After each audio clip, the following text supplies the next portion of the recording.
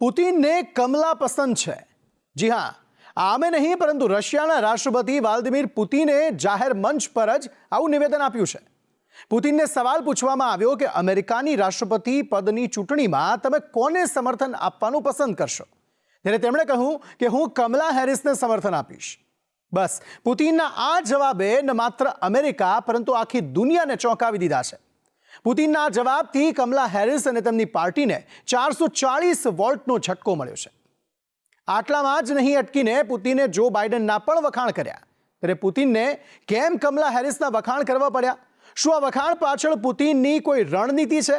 અને સૌથી રસપ્રદ વાત, સામે ડોનાલ્ડ ટ્રમ્પે કહ્યું, થેન્ક યુ પુતિન। आप देखें जरा किसमें कितना है दम।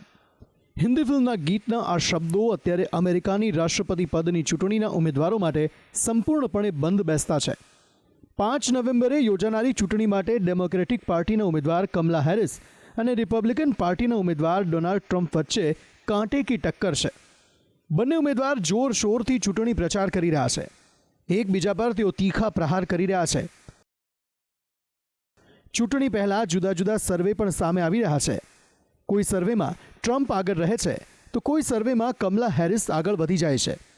ત્યારે અમેરિકા સહિત સમગ્ર દુનિયાના મનમાં એક જ સવાલ છે કે આ ચૂંટણીમાં કોનું પલડું ભારે છે।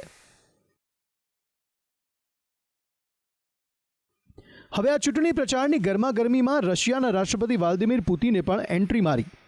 પુતિને એવું નિવેદન આપી દીધું કે જેનાથી કમલા હેરિસ અને તેમની પાર્ટીને 440 વોલ્ટનો ઝટકો મળ્યો છે। જાહેર મંચ પર વ્લાદિમીર પુતિને ડેમોક્રેટિક પાર્ટીના ઉમેદવાર કમલા હેરિસના વખાણ કર્યા છે। તેમણે કમલા હેરિસની પાર્ટીને પોતાનું સમર્થન આપ્યું છે।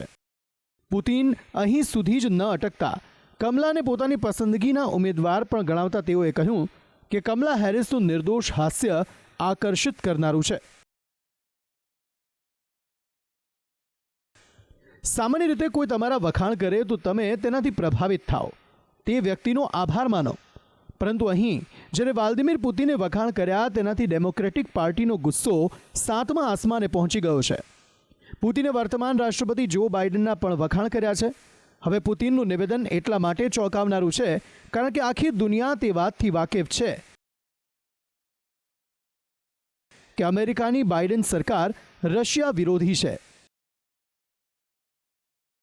રશિયા યુક્રેન વચ્ચેના યુદ્ધમાં અમેરિકા પહેલેથી જ યુક્રેનને ખુલીને સમર્થન આપતું આવ્યું છે। અમેરિકા જ યુક્રેનને હથિયાર સપ્લાય કરતું આવ્યું છે। અમેરિકાની ડેમોક્રેટિક પાર્ટી જ પુતિનને સરમુખત્યાર, જિદ્દી અને નરસંહાર કરનારા ગણાવતી આવી છે। ત્યારે આ જ પાર્ટીના પુતિન વખાણ કરે તેનાથી કમલા હેરિસ અને તેમની પાર્ટી હેરાન થઈ જાય। આ વાતથી નારાજ ડેમોક્રેટિક પાર્ટીએ નિવેદન પણ આપી દીધું છે કે પુતિન અમેરિકાની ચૂંટણીમાં દખલગીરી ન કરે, અમેરિકન્સને પ્રભાવિત ન કરે। બીજી તરફ રિપબ્લિકન પાર્ટીના ઉમેદવાર ડોનાલ્ડ ટ્રમ્પે અગાઉ રશિયાના રાષ્ટ્રપતિ પુતિનને પોતાનું સમર્થન આપ્યું હતું। ટ્રમ્પે તો જાહેર પ્રચારમાં નિવેદન આપ્યું કે જો તેઓ રાષ્ટ્રપતિ બનશે તો યુક્રેનને યુદ્ધમાં મદદ નહીં કરે, જેનાથી આ યુદ્ધ અટકી જશે। મતલબ કે ટ્રમ્પે પોતાના નિવેદન થકી એ વાત સાબિત કરી કે જો તેઓ રાષ્ટ્રપતિ બનશે તો રશિયાના મિત્ર દેશ બનીને રહેશે। પરંતુ બાઇડન અને કમલા હેરિસના વખાણ કરનારા પુતિને ટ્રમ્પની આલોચના કરી। તેમણે કહ્યું કે ટ્રમ્પની સરકારમાં રશિયા પર વધારે પ્રતિબંધો હતા અને જેનો તેઓ વિરોધી છે। પુતિનની પ્રતિક્રિયા પર જ્યારે ટ્રમ્પને સવાલ પૂછવામાં આવ્યો ત્યારે ટ્રમ્પે જવાબ આપતા કહ્યું, થેન્ક યુ પુતિન। પુતિને એ સમયે બાઇડન સરકારના વખાણ કર્યા જ્યારે અમેરિકામાં રશિયાની સરકારી ન્યૂઝ બ્રોડકાસ્ટર પર પ્રતિબંધ લગાવી દેવામાં આવ્યો હતો। આ કાર્યવાહી અમેરિકાએ એટલા માટે કરી કે આ ન્યૂઝ બ્રોડકાસ્ટર ટ્રમ્પ માટે કેમ્પેઇન ન ચલાવી શકે। પુતિનના કમલા હેરિસના વખાણ કરવા અને ટ્રમ્પની આલોચના કરવા પાછળ પણ એક રણનીતિ જવાબદાર છે। અમેરિકન્સ રશિયા વિરોધી વલણ રાખે છે, તેવામાં જો તેઓ ડેમોક્રેટિક પાર્ટીને સમર્થન બતાવશે તો તેનાથી અમેરિકાના નાગરિકો કમલા હેરિસની પાર્ટીથી અળગા થશે। જેનો સીધો ફાયદો ડોનાલ્ડ ટ્રમ્પની પાર્ટીને મળશે. અને જો ડોનાલ્ડ ટ્રમ્પની પાર્ટી સરકારમાં આવી ગઈ તો સીધો ફાયદો રશિયાને મળશે. અમેરિકા રાષ્ટ્રપતિની ચૂંટણીમાં પહેલી ડિબેટ જો બાઇડન અને ટ્રમ્પ વચ્ચે યોજાઈ હતી. એ ડિબેટમાં ટ્રમ્પનું પલડું ભારે રહ્યું.